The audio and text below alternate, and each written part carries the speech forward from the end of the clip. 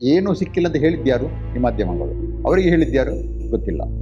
SIT ಹೇಳಿಲ್ಲ, ಅಧಿಕೃತ ಹೇಳಿಕೆ ಹೊರ ಬಂದಿಲ್ಲ. ಎಲ್ಲ ಕಡೆ ಮನುಷ್ಯನ ದೇಹ ಅಲ್ಲಿ ಹೂತದ್ದು ಹೌದಂತ ಅದು ಸಾಕು. That's evidence enough. ಅವನು ಹೇಳಿದ್ದಕ್ಕೆ ಇಲ್ಲಿ ಟ್ಯಾಲಿ ಆಗ್ತದೆ ಅಷ್ಟೇ. ಸೈಂಟಿಫಿಕ್ ಎವಿಡೆನ್ಸ್ ಎಲ್ಲ ಕಡೆ ಸಿಗಲೇಬೇಕು. ಅದರ ಮೇಲೆ ಮಣ್ಣು ಸುರಿದಿದ್ದಾರಂತೆ, ಅದು ಗೊತ್ತಾಗುತ್ತೆ FSL ಅಲ್ಲಿ. ಸೈಕಲಾಜಿಕಲ್ ವಾರ್ಫೇರ್ ಅಲ್ಲಿ ಒಂದು ಹೆಜ್ಜೆ ಅವರು ಯಶಸ್ವಿಯನ್ನು ಸಾಧಿಸಿದ್ದಾರೆ.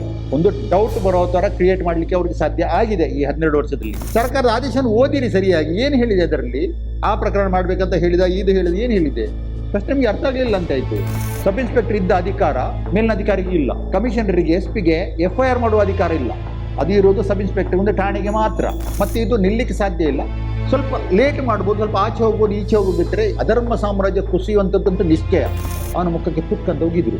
ಅವ ಏನು ಮಾಡಿದ, ಏನು ಮಾಡಬಹುದು ನೀವು ಅದ್ರ ಏನು ಮಾಡ್ತೇವೆ. ಆ ಮನುಷ್ಯ ಏನು ಮಾಡಿದ, ಅವನಿಗೆ ಒಳಗೆ ಕೂತು ನಾಯಿ ಚೂ ಬಿಟ್ಟಿದ್ದಾನೆ.